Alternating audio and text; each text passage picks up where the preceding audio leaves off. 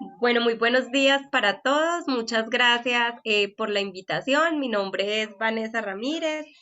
Soy enfermera egresada de la Universidad Libre de Pereira, especialista en el cuidado de personas con heridas y ostomías de la Universidad del Valle, con más de 14 años de experiencia clínica en cuidado intensivo y en cuidado a personas con heridas.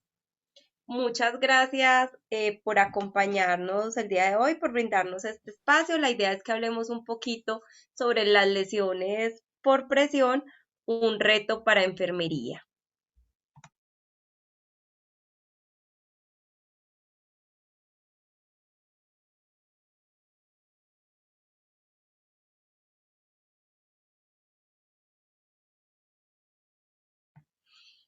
Bueno,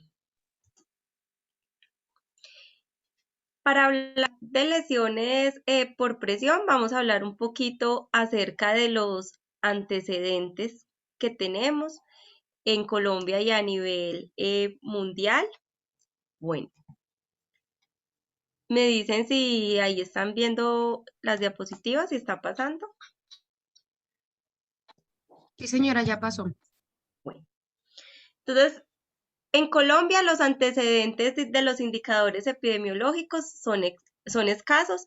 En el 2013 se realizó un estudio de prevalencia, una encuesta que se dio en más de 111 instituciones entre septiembre y noviembre del 2013 y se encontraron los siguientes hallazgos. Se encontró que había una prevalencia de lesiones por presión de un 68% en hombres. El 64% de las instituciones, de estas 111 instituciones, eran públicas, el 44% pertenecían al primer nivel, 65% de estas atendían pacientes de población de régimen subsidiado y la causa más frecuente de estas lesiones por presión era precisamente la presión, seguido de la cizalla, la humedad y la incontinencia. Y otro factor importante es que se encontró que de estas 111 instituciones, el 43% no utilizaba una escala para medir el riesgo, lo que nos hace pensar que todos los estudios nos muestran que el 96% de las lesiones por presión son prevenibles. Entonces, que si no partimos del hecho de que no contamos con una escala para medirlas, pues no estamos haciendo una valoración oportuna y estamos fallando de pronto en nuestro trabajo en el área de enfermería, ¿cierto? Y que esto también debe ser un trabajo multidisciplinario que involucre el apoyo no solamente del personal de enfermería, sino también del rol del cuidador en este aspecto y de la familia. Eh, ¿Por qué hablamos de lesiones por presión? Porque en el último consenso europeo que se dio el año pasado, nuevamente nos hablan de lesiones por presión, pero sabemos que en algún momento se han llamado úlceras por presión y han sido incluso mal llamadas escaras, que lo que se espera es que pues este término sí ya no lo utilicemos, porque cuando hablamos de una escara estamos hablando de presencia de tejido de necrótico dentro de la herida sin saber de qué tipo. O sea, puede ser este tejido necrótico no necesariamente producto de la presión, solamente puede ser producto de la infección. Entonces, bueno, partiendo de esto, también encontramos en las estadísticas de la universidad que del 3 al 10% de estos pacientes con lesiones por presión pues se dio en pacientes hospitalizados y que había una tasa de incidencia que oscilaba más o menos entre el 7.7 y el 26.9%. Dos tercios de esas lesiones por presión aparecen en pacientes mayores de 70 años. Sabemos que cuando el tiempo va pasando en los adultos mayores, ¿qué se presenta? Se presenta una pérdida de colágeno, lo que va retrasando el proceso de cicatrización y de regeneración de la piel, y hay un aumento de la elastasa, razón por la cual el adulto mayor, entonces la piel se adelgaza, se hace mucho más frágil, pero más laxa. Entonces ahí vemos cómo en la parte de las orejas se hacen más grandes, la nariz y la piel del resto del cuerpo pues se va haciendo más laxa y más delgada. Hay una incidencia del 5 al 8% anual en pacientes jóvenes, esto en el caso de pacientes con lesiones medulares, y se habla que de un 25 a un 80% de estos pacientes con lesiones medulares van a presentar una úlcera por presión o una lesión por presión en algún momento de su vida. Entonces, ¿qué es una lesión por presión? Es una lesión localizada en la piel y el tejido subyacente que se produce cuando se ejerce presión prolongada o fricción o aplastamiento entre dos planos duros y la piel. Y tiene como consecuencia una degeneración rápida de los tejidos. Pero entonces, ¿a qué nos referimos con esos dos planos? Con esos dos planos duros. Resulta que es el paciente y su tejido blando, pero el apoyo de las prominencias óseas de ese paciente contra cama, silla, ¿qué va a hacer? Que esos tejidos blandos se degeneren. La mayoría de estas lesiones por presión, pues se combinan factores extrínsecos que se destacan. Entonces vamos a ver, esos factores extrínsecos son la fuerza de presión, el cizallamiento, la fricción y el microclima. Pero entonces vamos a desglosar un poquito todo esto. Aquí tenemos a nuestro paciente pues acostado y precisamente aquí como podemos observar en esta imagen que el paciente está en posición supina. Una de las recomendaciones que nos habla siempre la guía es que cuando un paciente está en esta posición, el cabezal no puede estar mayor de 90 grados, porque cuando está mayor de 90 grados pasa lo que observamos acá en esta imagen. La presión es la que ejerce nuestro peso por fuerza de gravedad y la ejerce contra la estructura que en este momento, pues, en esta imagen podríamos decir que es la cama, y se suma a la fricción que es el arrastre, que es el roce con la superficie.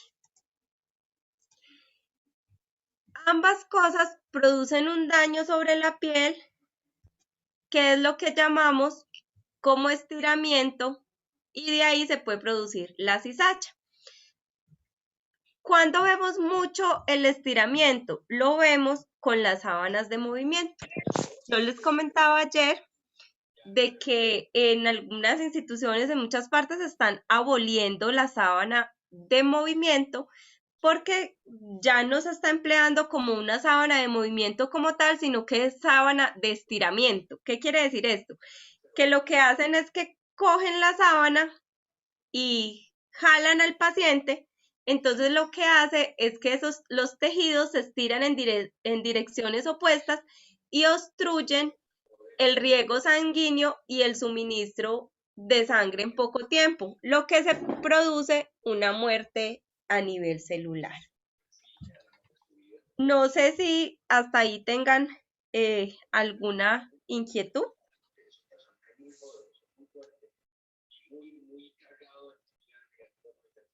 Hola, ¿me están escuchando? Sí, Sí. señora, perfectamente se escucha y se ve. Ah, bueno, es que pensé que alguien quería decir algo, escuché algo en el fondo. Listo. Entonces, ¿en qué zonas se pueden presentar esas lesiones por presión?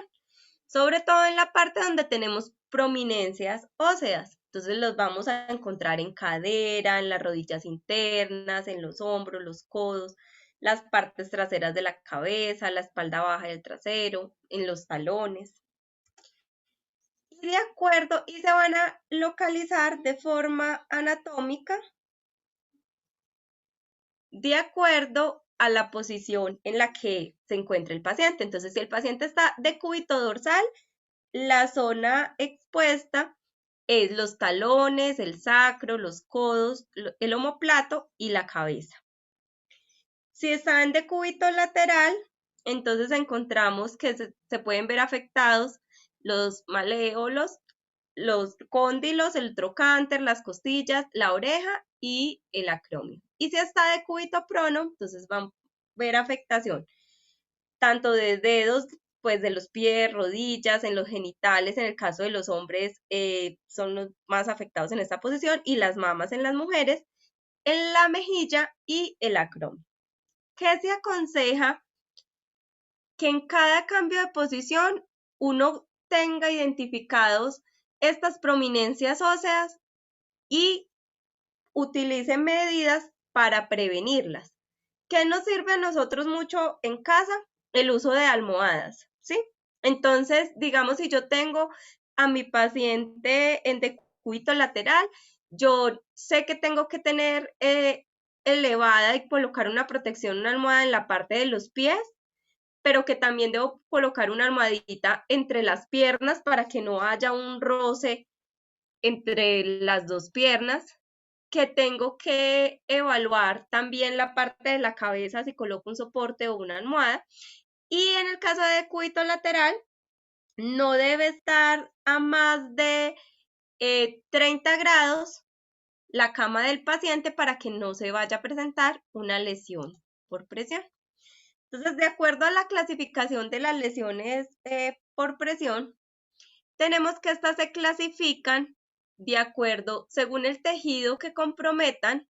Entonces vamos a tener eritema blanqueable, daño en la epidermis y la dermis, daño en la hipodermis y en el tejido celular subcutáneo, y ya un daño en los tejidos profundos.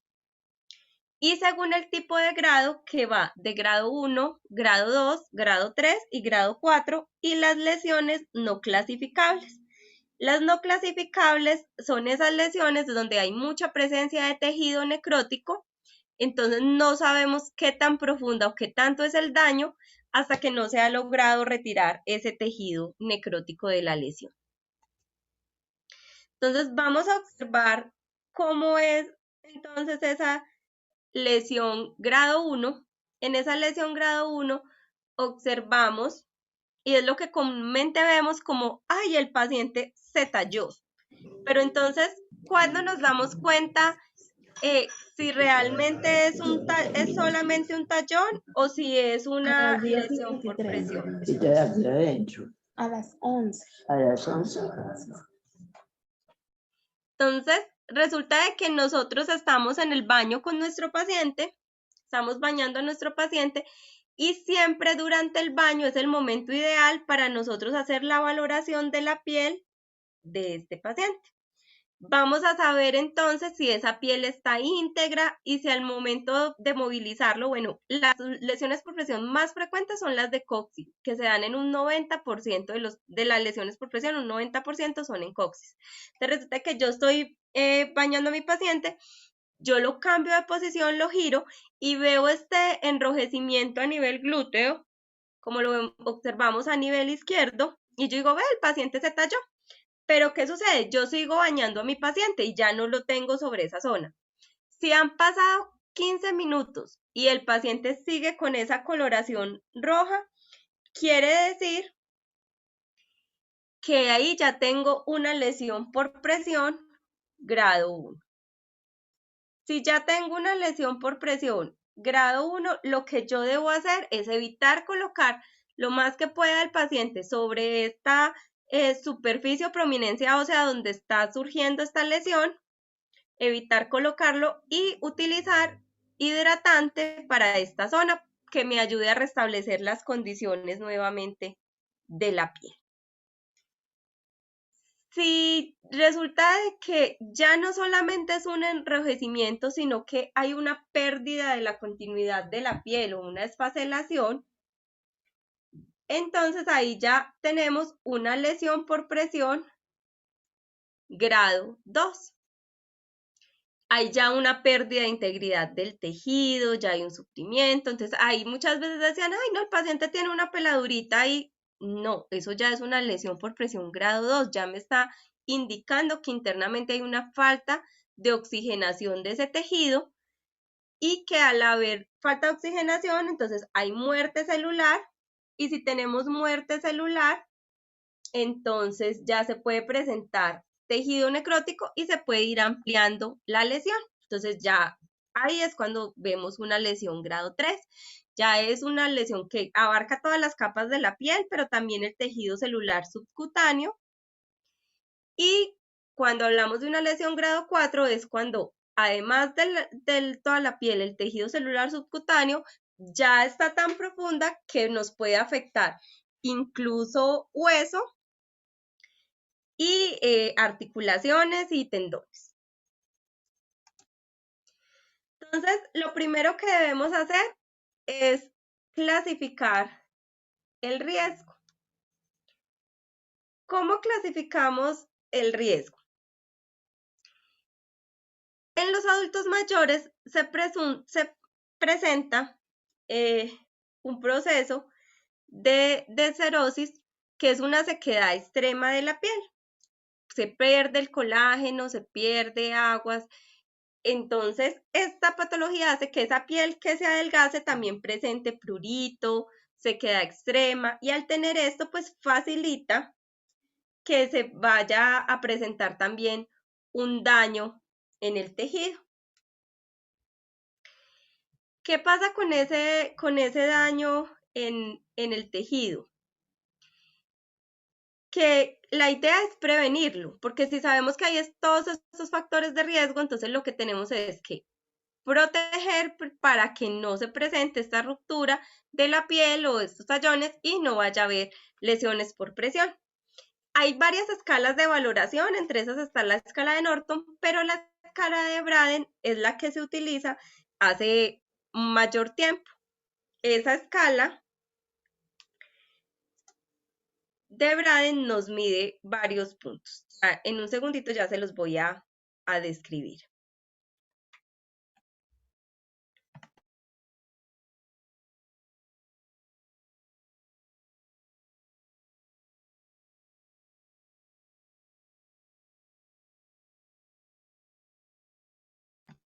Entonces, ¿qué tenemos dentro de la escala de Braden? Vamos a analizar varios factores. Uno es la percepción sensorial. La percepción sensorial me habla de cómo puede ver el mundo el paciente. Entonces, si el paciente realmente tiene una conexión y está, digamos, en sus 5 sentidos, o si el paciente solamente responde a órdenes verbales, o solamente responde a estímulos dolorosos, o realmente no responde a nada de estos estímulos. La parte de la humedad nos habla, se nos refiere al sudor y al manejo también de la orina. ¿Qué pasa con esto? Resulta de que cuando hablamos de hidratar a un paciente, tenemos que buscar alternativas que nos garanticen esa humectación por 24 horas. Porque muchas veces observamos en clínica que cuando se quiere como humectar a un paciente, lo vemos empavonado en productos cosméticos y la función, digamos, de la crema como tal es nutrir la piel. Pero para nutrir esa piel, la piel tiene que absorber todo el producto. Es decir, la piel no absorbe el producto, sino que el producto se queda sobre la piel, pues eso, digamos que nos hace el efecto contrario, porque entonces no está nutriendo la piel, pero la piel sí va a estar húmeda y resulta que toda esa humedad se va a pegar desde la sábana del paciente y va a mantener húmeda y se va a volver en un factor predisponente a las lesiones por presión. Lo mismo, tener presente el paciente que suda mucho, pues que hay que hacerle un cambio de sábana más constante. Y frente al manejo de la orina, pues existen, digamos, colectores que nos permiten hacer esa recogida de la orina, pero también se habla de un destete temprano del pañal. ¿Qué quiere decir eso? Los pañales generalmente deben permanecer abiertos, no con el pegante y los cierres de las esquinas. ¿Por qué razón? Porque se ha detectado que constantemente estar cerrando ese pañal hace, uno, que no se pueda airear la zona, que se concentre más la humedad ahí, y segundo, que también los mismos cierres y el mismo pegante genere tallones y laceraciones sobre la piel de los pacientes.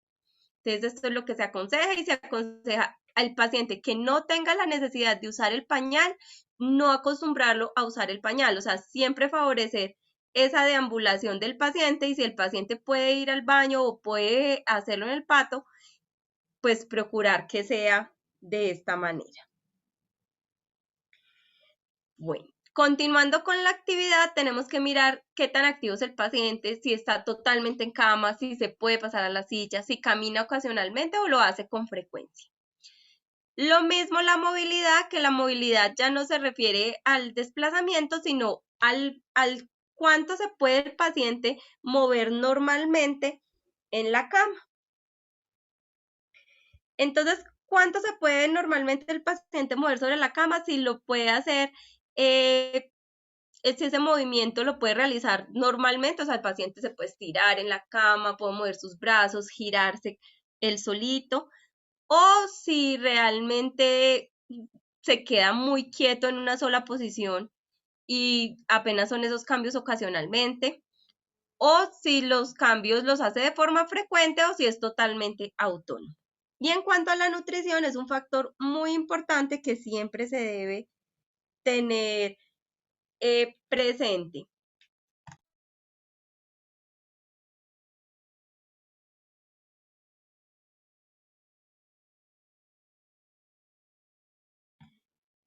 Entonces, en la parte de la nutrición, siempre debe ir acompañado de un soporte nutricional. Hay que mirar que la ingesta calórica del paciente sea la adecuada, y si el paciente está comiendo por sí solo, no tiene una suplementación, si se come todo o es el paciente que deja la comida. Entonces, nos tocaría evaluar toda esta parte. También en la fricción y el deslizamiento. Si el paciente tenemos alguna ayuda o algún apoyo al momento de movilizarlo dentro de cama, o si hay que hacer todo por el paciente y soportar todo el peso del mismo. Entonces, de acuerdo a esto, nos va a dar una calificación.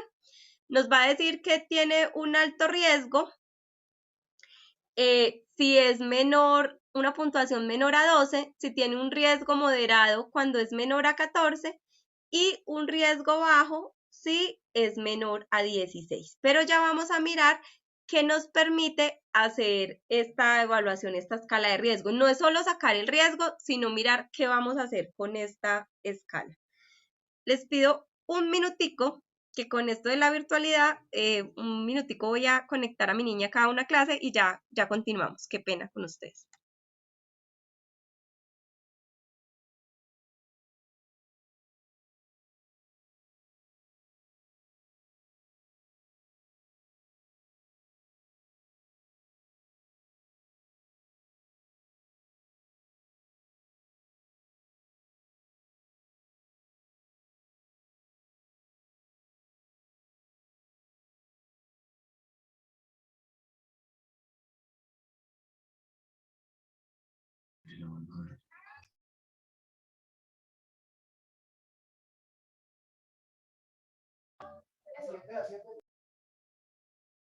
Jefe, el micrófono está apagado. Sí, sí, señora. Lo que pasa es que les había pedido un momentico porque estaba conectando a mi hija a clase, pero ya. Tranquila, tranquila, es que yo también estoy como con lapsos de internet. Ah, bueno, no. Esa es la razón. Es la que estaba conectando a mi niña, pero ya hundí el enlace. Entonces, bueno, ¿qué vamos a hacer con esta clasificación?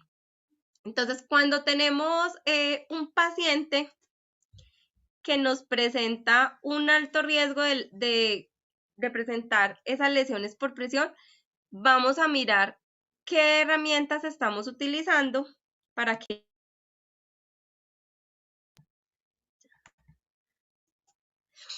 Entonces, ¿qué vamos a ver? Determinamos, ¿el paciente tiene o no tiene riesgo? Si el paciente tiene riesgo, sí o sí, un alto riesgo, entonces vamos a utilizar medidas adecuadas para el reposicionamiento del paciente, para establecer los cambios posturales, para prevenir la fricción. Si el paciente, por el contrario, tiene un riesgo moderado, entonces vamos a tener un manejo adecuado de la humedad, vamos a manejar la incontinencia, el exudado, la resequedad. Y si el riesgo es bajo, entonces vamos a establecer un plan de cuidado en cuanto a la valoración nutricional, y los cuidados locales siempre nos van a hablar de evitar alcohol o evitar sustancias astringentes, utilizar y sustituir los jabones, que los jabones generalmente dañan y resecan la piel, por detergente sintético, que el detergente sintético limpia, pero no barre la capa hidrolipídica de la piel, mientras que los jabones sí. Entonces, vamos a conocer un poquito sobre esas diferencias y mirar a ver cómo lo podemos manejar. Entonces, todas las intervenciones de prevención serán registradas dentro de nuestro plan de cuidado. Eso es muy importante. Todo lo que nosotros hagamos debe ir consignado en nuestras notas de enfermería, en lo que nosotros hacemos con nuestro paciente.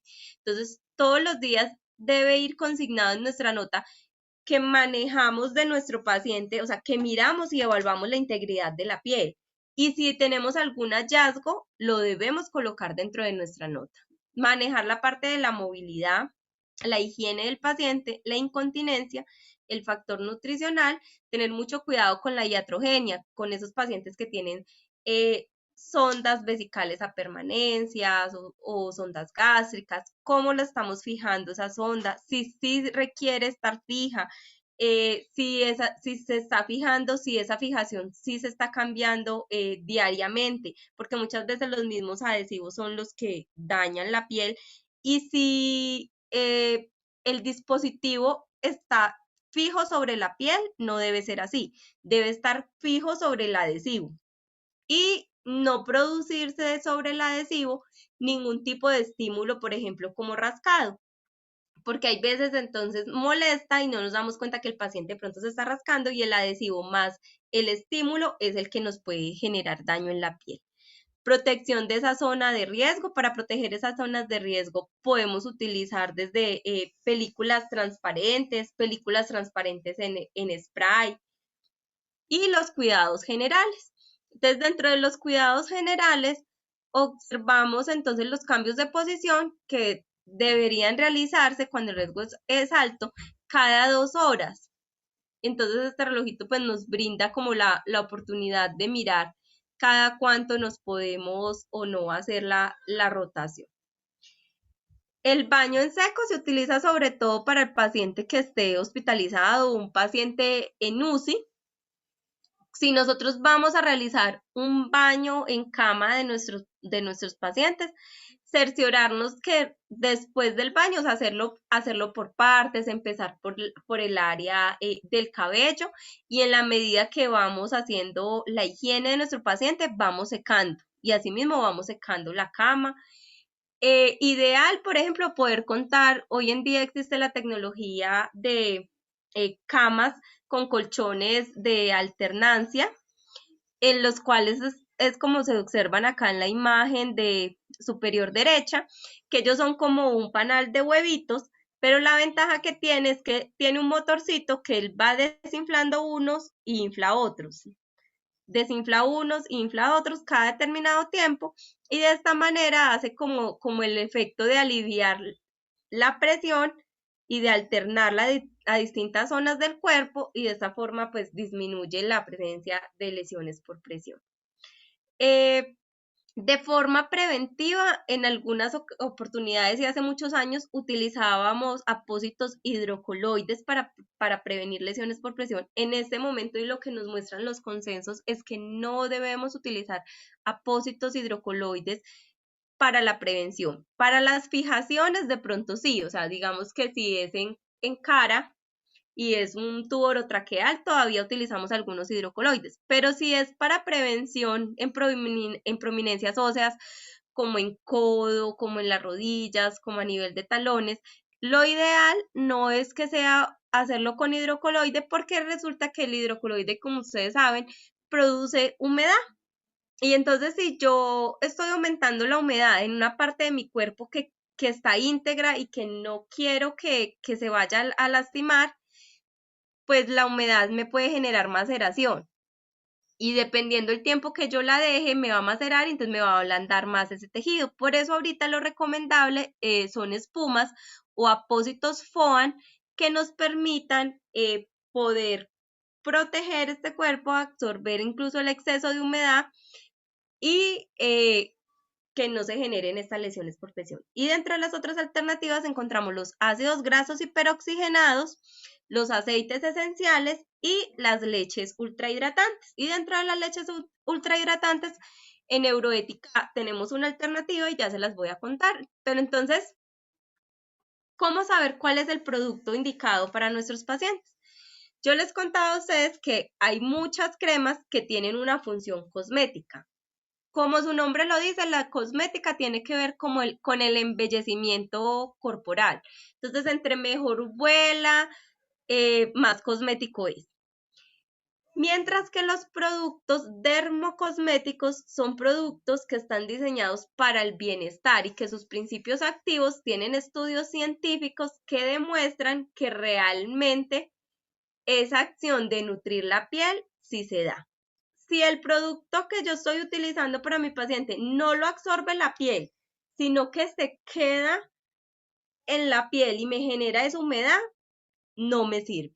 No me sirve para prevenir lesiones por presión. Entonces, ¿qué debo utilizar?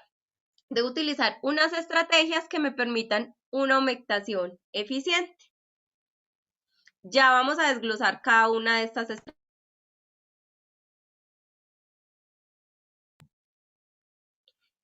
Estas estrategias tenemos una, la nutrición del estrato córneo. ¿Cómo nutrimos ese estrato córneo? Lo hacemos a través de sustancias como la urea, el glicerol, el ácido láctico, los alfa hidroxiácidos, y hay otras sustancias que limitan la evaporación cutánea. ¿Qué sustancias limitan la evaporación cutánea? La vaselina, el aceite mineral, la cera de abejas, la manteca de karité, el aceite de semillas de albaricoque o el aceite de jojoba. Y hay otras que restauran la capa hidrolipídica de la piel como el esterol y las ceramidas. Pero ¿qué sería lo mejor? Poder unir todas estas estrategias, combinarlas en un solo producto que nos garantice esa humectación del paciente de una forma correcta. Entonces, dentro de las alternativas que hay en Neuroética tenemos Topicren leche ultrahidratante. Topicren leche ultrahidratante es una leche ultrahidratante que se puede utilizar desde un bebé recién nacido, o sea, desde un neonato con peso hasta un adulto mayor. Está diseñada para toda la familia. La ventaja es que tiene pruebas dermatológicas, test de parche, test ocular.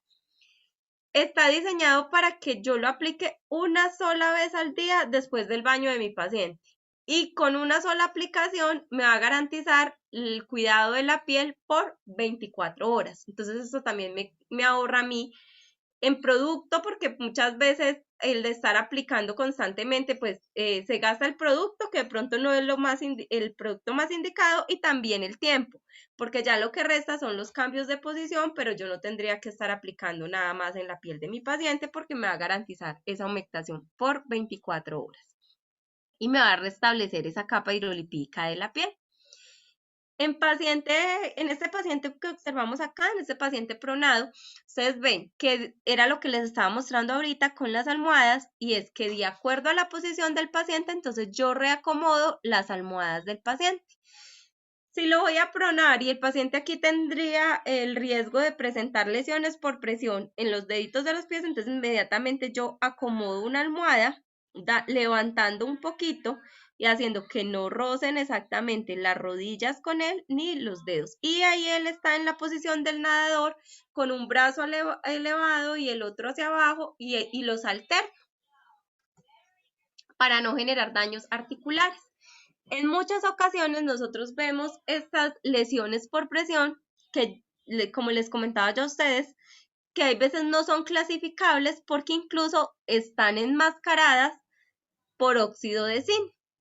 No se debe utilizar ni enmascarar una lesión así por óxido de zinc, porque el óxido de zinc nos permite hacer protección, digamos, cutánea de bordes y de piel perilesional, pero aquí se sigue generando la presión, resulta de que esa crema cuando se aplica, todas las partículas de deposición se van pegando precisamente a esa crema y se convierten en una fuente de cultivo y de alimento para bacterias. Y entonces, ¿qué pasa? Que si yo quiero limpiar a mi paciente porque hizo deposición y quiero limpiarlo, pues tengo que friccionar esa zona para poder tratar de retirar la materia fecal. Entonces no estoy haciendo nada porque yo misma estoy generando el estímulo de inflamación y al generar el estímulo de inflamación pues se convierte en un círculo vicioso.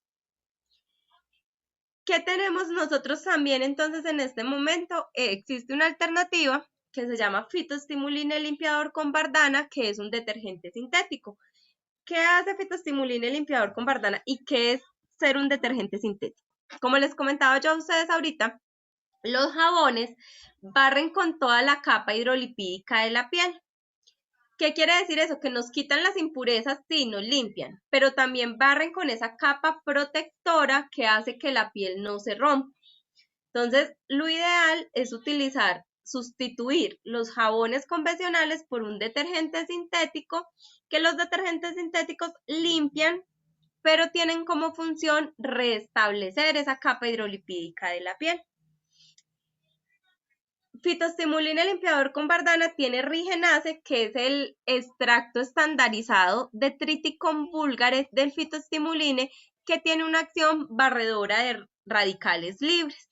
Lo que hace es que restablece esa capa hidrolipídica de la piel, pero también tiene Bardana, que nos ayuda a desodorizar, a quitar los olores, a disminuir carga bacteriana y a manejar todo lo que sea el prurito, a piquiña,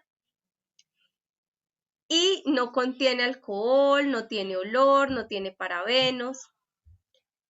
Tiene una textura muy suave y nos brinda también un pH totalmente neutro. Entonces, ¿cómo lo vamos a hacer? Sustituimos al momento del baño, podemos hacer la higiene desde la cabeza, los pies con Phytostimuline limpiador con Bardana. Y en el caso de las heridas, también. En el caso de las heridas, humedecemos con agua con solución salina, lo dejamos aplicado el Phytostimuline limpiador con Bardana, solamente frotando con mano enguantada, sin el uso de gasas, de 10, alrededor de 2 minuticos si es sobre heridas, y enjuagamos nuevamente. Y ya con eso vamos a ver que todo el residuo de productos anteriores va cayendo sin necesidad de dañar la piel. Como les contaba ahorita, mucho cuidado pues con la iatrogenia, con las lesiones en boca, con la parte del cepillado, que ese cepillado de pronto no sea muy forzado, pacientes de pronto que bursan mucho y se pueden morder la lengua. Hay que estarles también constantemente humedeciendo la mucosa oral, haciendo el retiro de costras, haciendo una adecuada higiene. Entonces, ¿cómo sería el tratamiento? Siempre vamos a hacer una limpieza de la herida, una irrigación con solución salina. Como les contaba ahorita, luego de hacer la irrigación podemos utilizar Phytostimuline limpiador con Bardana.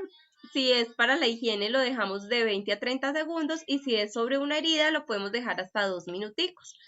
No utilizar antisépticos y si hay presencia de tejido necrótico, entonces se debe retirar este tejido necrótico. Entonces vamos a ver. Dentro de la herida tenemos dos tipos de tejidos. Tejidos vivos que aceleran ese proceso de cicatrización y disminuyen el riesgo de infección. O tejidos muertos que por el contrario lo que hacen es retrasar ese proceso de curación como tal al convertirse en una fuente importante de alimento para las bacterias. Lo debemos retirar y dentro de las opciones que hay en neuroética hay una excelente alternativa que es Phytostimuline hidrogel, que es dispositivo médico. ¿Qué es Phytostimuline hidrogel? Es un hidrogel que contiene Rigenase, que es el extracto del Triticum vulgare del Phytostimuline, y lo que hace Rigenase es que cuando hay tejido de necrosis seca húmeda, él autodelimita muy rápidamente ese tejido y nos ayuda con la migración de los fibroblastos para que empiece ese proceso de cicatrización. Además tiene polihexanida, que es un antimicrobiano de amplio espectro. La polihexanida nos cubre frente a cualquier tipo de germen. Entonces, en esas heridas que también son crónicas, que hablamos de crónico cuando lleva más de 3 meses con la lesión y no la ha podido cerrar, o sospechamos biofil, o tenemos signos de infección como enrojecimiento, calor local, y acompañado también de hidroxietilcelulosa, que es un vehículo que nos ayuda a favorecer ese ambiente húmedo y a favorecer el desbridamiento autolítico. Curación tras curación, ese tejido muerto se va retirando. Esto es lo que tenemos con fitoestimulina hidrogel en un solo producto por 20 y por 50 gramos, que lo vamos a utilizar cuando tenemos tejido tanto de necrosis húmeda como de necrosis seca. Entonces, ¿cómo podemos manejar una lesión por presión con tejido necrótico? Entonces, les recuerdo la higiene con fitoestimulina y limpiador con bardana, y si se puede no solo en la herida, sino para la limpieza de todo el cuerpo sería excelente, porque una pequeña cantidad sustituye el jabón, incluso lo podemos utilizar en cuero cabelludo. Si hay presencia de tejido desvitalizado, ya sea húmedo o seco, utilizamos fitoestimulina e hidrogel, que este lo vamos a utilizar por el tiempo en que logremos retirar ese tejido necrótico. Más o menos estamos hablando de 3 o 4 curaciones, y cuando necesitemos epitalizar, entonces vamos a utilizar fitoestimulina crema o gasas, que nos va a favorecer ese proceso de cicatrización. Y si queda algún tipo de cicatriz y pica, molesta, entonces está Sodermix, que es una enzima que es superóxido dismutasa, que tiene acción barredora de radicales libres, y lo que hace es que en las cicatrices las aplana, las reduce de tamaño, y si están hiperpigmentadas, pues también nos ayuda a tomar una coloración muy parecida. Y si no hay presencia de tejido necrótico y estamos hablando de la prevención de esas lesiones por presión, entonces tener presente que podemos utilizar para esa piel sana, frágil o perilesional, Topicren leche ultrahidratante con una sola aplicación al día. Para la higiene la podemos hacer con fitoestimulina y limpiador con bardana. Si hay algún tipo de lesión, facelación o incluso a nivel de dermatitis, por ejemplo, amoniacales, que no se dan fácilmente, podemos utilizar fitoestimulina en crema, que nos ayuda a que ese proceso se dé mucho más rápido. Y también tenemos 2 productos para la parte del manejo del dolor.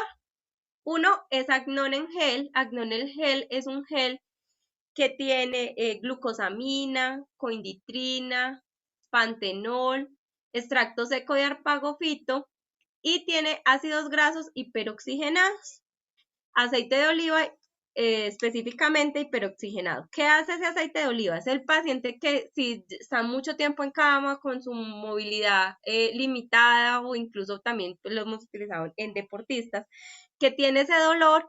Es un medicamento que se puede frotar, que es de origen fitoterapéutico, y que además de manejarme el dolor, el aceite de oliva hiperoxigenado lo que me hace es que me activa la parte del intercambio celular, la oxigenación del tejido, y por ende, al permitirme una mejor oxigenación del tejido, pues me ayuda para el manejo del dolor, y lo puedo frotar a mi paciente de 2 a 3 veces al día. Y tenemos los Fit Therapy parches, que son parches que vienen con formas de las diferentes partes del cuerpo: cervical, codo, lumbar, rodilla, tobillo, universal, de hombro, y yo lo coloco en el sitio del dolor.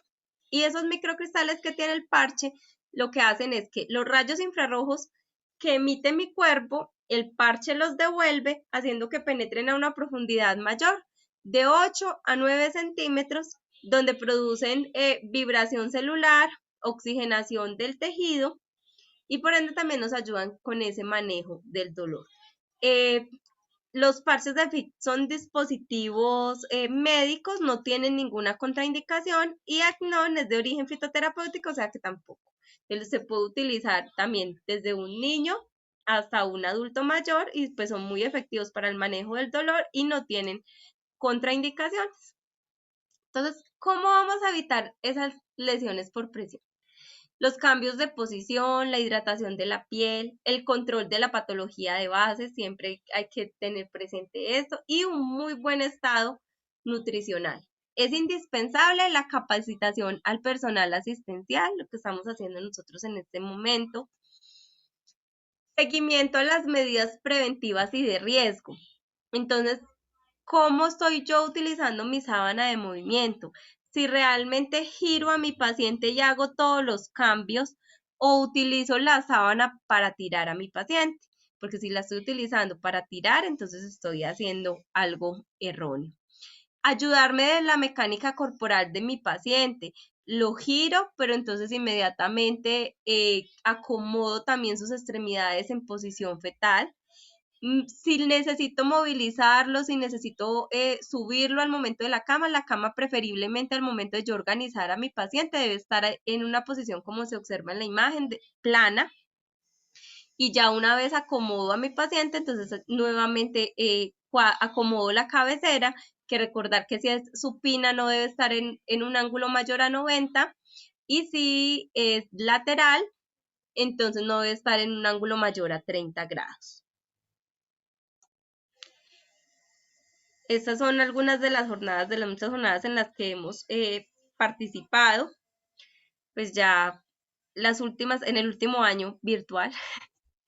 Y la parte de la capacitación a los familiares y los cuidadores es fundamental, no la podemos dejar de hacer, y todos estos conocimientos como personal de enfermería los debemos transmitir a los cuidadores y apoyarnos en ellos para este cuidado, porque ese riesgo que tiene el paciente y los cuidados que se emiten no es solamente responsabilidad del enfermero, sino también hacer partícipe al núcleo familiar para que sea mucho más fácil llevar a cabo todos estos procesos.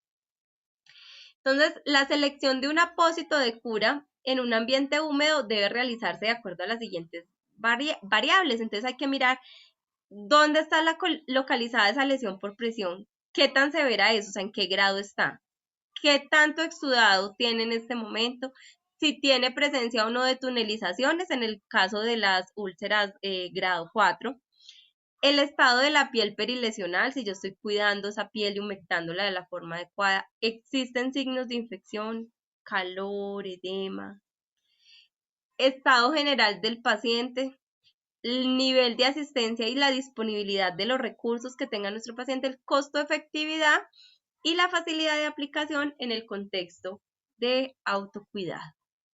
Entonces, vamos a dar un último repaso al plan básico de los cuidados locales si se llega a presentar una úlcera.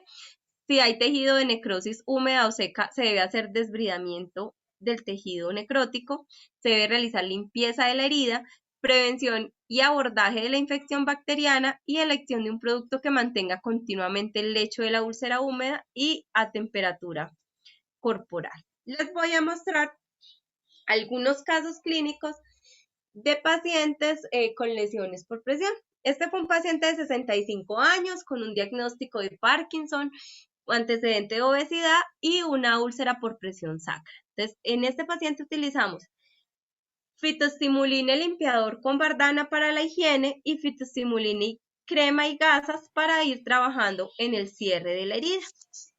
Vemos como al día 6 la lesión está mucho más pequeña, hay un buen tejido cicatrizal y eso es lo que pretendemos, que sea rápido, pero todas estas medidas siempre y las curaciones siempre deben ir acompañados de alivio de presión. Entonces, para aliviar la presión, lo que yo les comentaba, no colocar al paciente, tratar de colocarlo lo menos posible nuevamente sobre la zona donde se hizo la lesión, pero además de eso, ayudarnos de los apósitos FOAM, esos apósitos espuman que nos permitan aislar la lesión del roce directo con esa superficie. Miren, al día 3 está totalmente rosado, estamos en proceso de cicatrización. El segundo caso es un paciente de 87 años de Alzheimer, también una enfermedad pulmonar obstructiva crónica, un EPOC, y el paciente oxígeno requiriente con una desnutrición y una úlcera en región sacra cavitada. En este tipo de lesiones, cuando son cavitadas, pues utilizamos fitoestimuline óvulos, que es una de las presentaciones de fitoestimuline óvulos. La higiene se realizó con fitoestimuline limpiador con Bardana y podemos ver la evolución hasta los 15 días, a los 21 y a los 26, donde ya había casi una epitelización completa.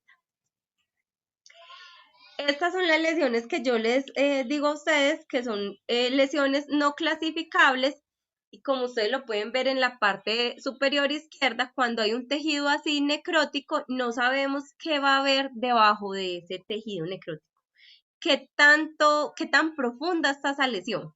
Entonces, lo primero que debemos hacer ahí siempre es desbridar, utilizar el fitoestimuline hidrogel. Afortunadamente, en el caso de este paciente, encontramos de que la necrosis era superficial, el daño no estaba muy profundo.